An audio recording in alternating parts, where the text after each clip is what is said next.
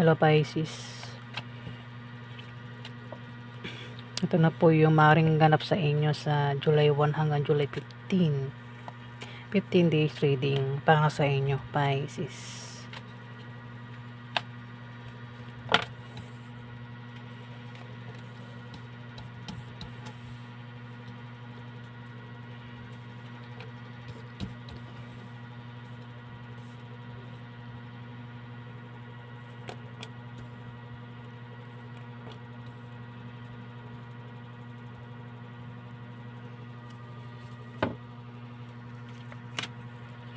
Meron kang pakaramdam na parang stuck, wala kang magawa dito sa kahilingan mo o pangarap na gusto mong makakuha, Pisces.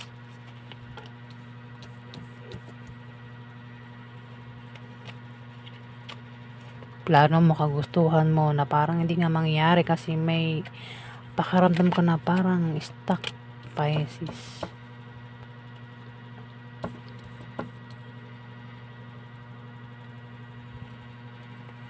Gumawa ka ng paraan para makawala ka sa ganyang pakaramdam. Ikaw yung may hawak ng buhay mo. Kayang makaalis dyan, Pisces. Ayun na, meron ka raw sisimulan. Meron kang kumbaga determinado ka na makuha itong kagustuhan mo at sisimulan mo na nga daw yan, Pisces, sa 15 days. Pero dyan ka parang stuck, walang magawa. Maring meron yung may humahadlang, o baka naman busy ka kaya hindi mo makuha itong kagustuhan mo, hindi ka makaalis-alis, Pisces, kasi maring busy ka sa trabaho nyo, sa negosyo nyo, Pisces. May dahilan kung bakit hindi mangyari ito, kung bakit feeling stuck ka, Pisces. Meron ka ring meron ka raw wish na mangyayari, pangarap na magkakatotoo. Yung nga lang wala kang magawa, Pisces. Pwede rin naman na ikaw ay makakita ng taong sikat sa 15 days, Pisces. Pwede rin makapangarap niyong sumikat. Lalo ka pa raw sisikat. Kung sikat ka na pero kung di ka pa sikat, sa 15 days na yan, Pisces, ikaw daw ay sisikat. Pwede sikat ka sa TV, radyo, online, lugar nyo. Ayan. O baka pangarap nyo nga sumikat. Ayan, mukhang sisikat naman daw kayo, Pisces.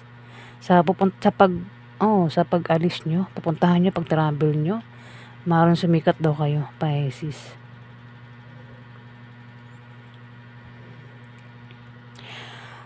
Pwede rin na ikaw ay makakita ng taong sikat sa personal, Pisces.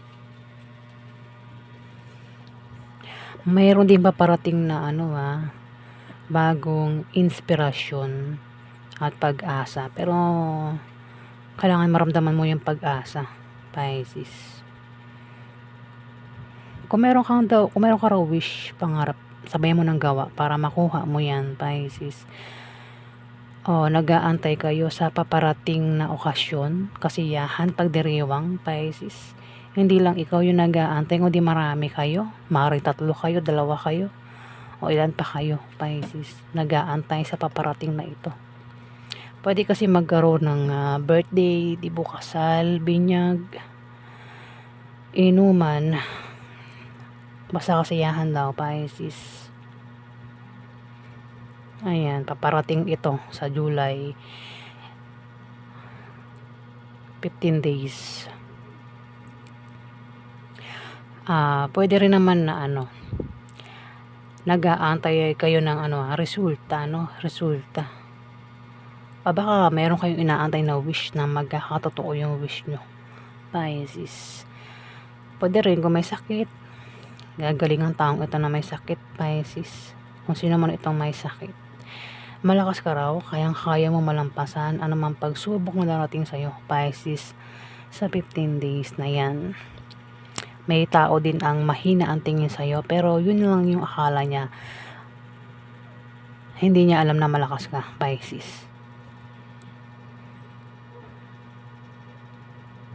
Pag mahina ang tingin sa'yo, abusuhin ka ng taong ito, Pisces. Kaya Yun lang yung akala niya mahina ka pero malakas ka, Pisces.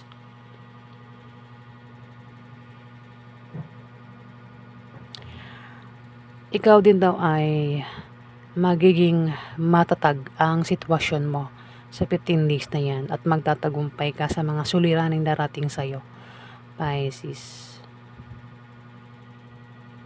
Kung meron ka raw posisyon na mong abusuhin, dito may offer na paparating sa inyong dalawa ng karelasyon mo.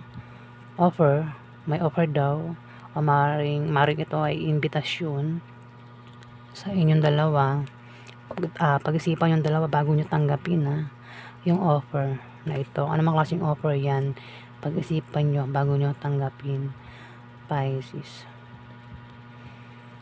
Pwede rin na kayong dalawa ng karelasyon mo ay makaramdam ng katamaran o parang napapagod na sa 15 days na yan, Pisces.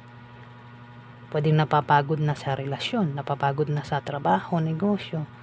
Basta kayong dalawa daw ay makakaramdam ng kapaguran ng karelasyon mo, Pisces. Ito, determinado ka na gawin ang kagustuhan mo, plano mo. Ayan, nakatingin ka sa malayo, mukhang may plano ka nga na umalis, nagbabalak ka, meron kang gustong puntahan, pwedeng ang iba sa inyo maaaring aalis dahil meron kayong pinaghihirapan dito pinaghihirapan at kumbaga nilalaanan mo ng panahon at oras.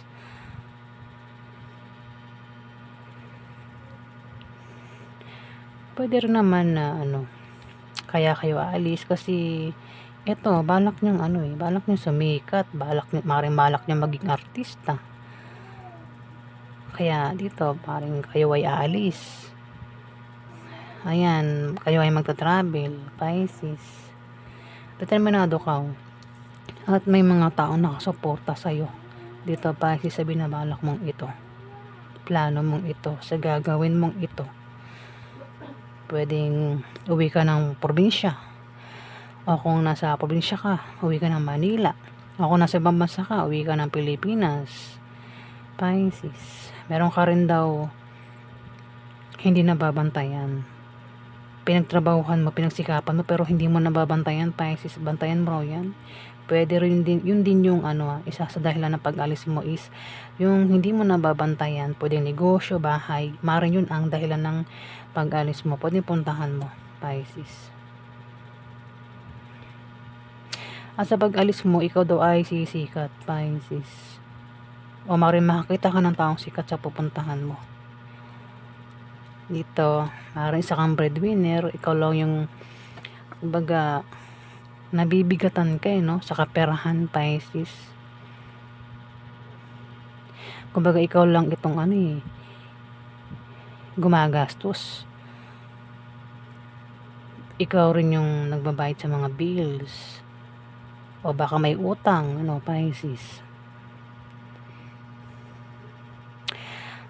Pwede rin naman na may darating sa inyo magandang balita o maaaring ito ay resulta, pwedeng yan yung inaantay ng iba sa inyo, Pisces.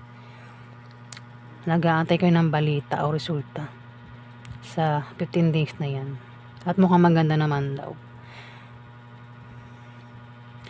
Dito Page of Cups.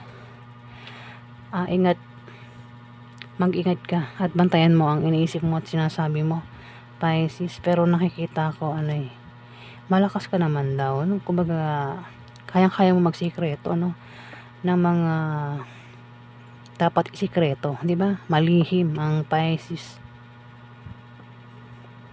Pwede naman na meron kang pagkakagastusan, Pisces, sa 15 days. Nag-iisip ka kung itong bibilihin mo, iririgalo mo, Pisces. Kayong dalawa ng karelasyon mo, kayong dalawa nag-iisip ng pang-iririgalo. Kasi may offer may offer. Pwedeng kasi rin may paparating na kasiyahan. Sa pagdiriwang na ito, pwede ngang magkaroon ng binyag, birthday, debut, kasal. Pwede kayong dalawa ng karelasyon mo ay makaisip ng ipang regalo, no, Pisces. May paggastos kayong gagawin ng karelasyon mo. Malakas yung attraction sa inyong dalawa. Pwede rin na kayo ay magpakasal, sa 15 days, Pisces. Pwede mo magkaroon ng romansa sa 15 days. Romansa. Malakas yung attraction. Kumbaga, puging-pugi, gandang-ganda sa karelasyon nyo, Pisces. At mukhang hindi kayo maghihiwalay nitong karelasyon mo. Ayan, Pisces, ang ganap sa inyo sa July 1 hanggang July 15. Maraming salamat po.